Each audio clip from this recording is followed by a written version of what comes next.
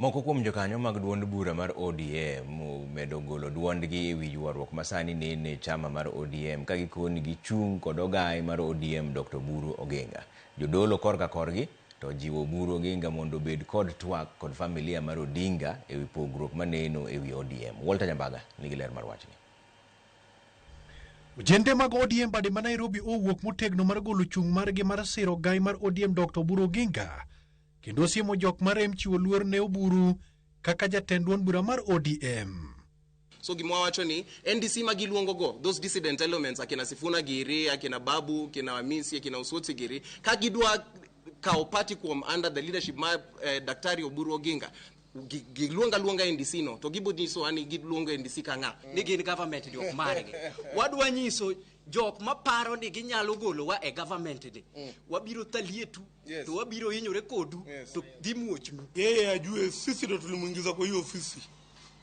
Mimi na mheshimiwa Matachi tulivunja ofisi ya Babu na Mwamba. Hivyo venye tulimuingiza ndo tutamtoa because pia yeye ameabscond duty.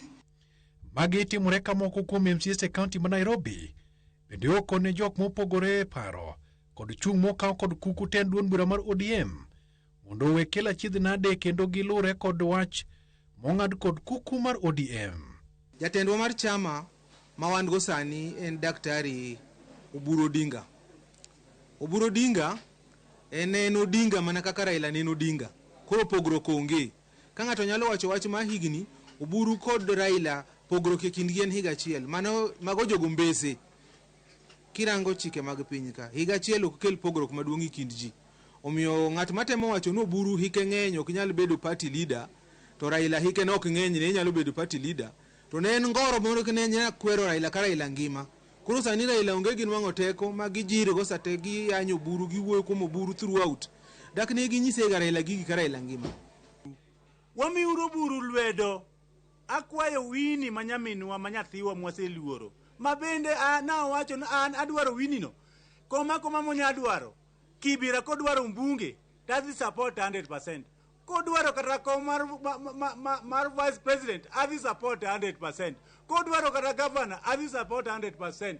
Any kind of leadership mobile dwaro avi support except one leadership manyomi Oburu main babagi.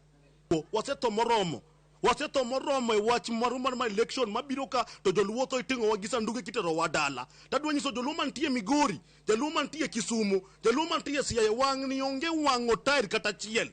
Rawere mag ODM Kasipul e county ma Homa Bay bende oseyo jogo maracho okang' mar ODM e tiyo kanyakla kod duond bura mar UDA motelo ne yiero ma 2027.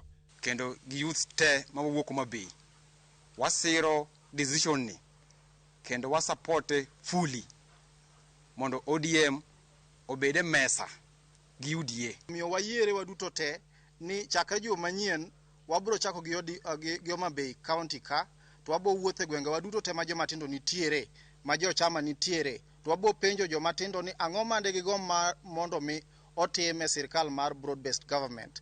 Koro iyudo kaka ODM dhiriwore gi UDA wadhi bedo ka wawacho a common language wang'eyo maber ni ka wasiro sirkal to eka wanyalo medo yudo olemo mabeyo. To e county nogo ma Homa Bay riwruok mar jodolo e bwo mambul margi mar Homa Bay County Interfaith Network okwayo familia mar Jaramogi mondo otheg pogruok ma dibed ni nitiere anyuolano tok tho mar Raila Odinga. To waparo kaka joka Odinga osekedo ne Kenya nyaka ne chakre independent to bang'e tho right Prime Minister Raila Amolo Odinga ok wane gik maber. Weche matimoregi nitie kaka chuno ni nyaka wawuo nikech ogandawa e bwo telo mar jaduong' manosenindo Raila ne wariwore ne wan oganda mane wacho achiel. Kata bedo ni wang'eyo ni demokrasia oyiene ji mondo ng'ato ka ng'ato golo pache ta wakwayo ni yo migologo paro odogo tim ei chama ka jo chama nigi paro mopogore mabe wayiego giwach wechego within chama mondo ka giwuok oko e wang' ji to mondo mi giwach wach achiel. To ng'eyo ni e Kenya ka ODM en chama maduong' malo chama te mana Kenya.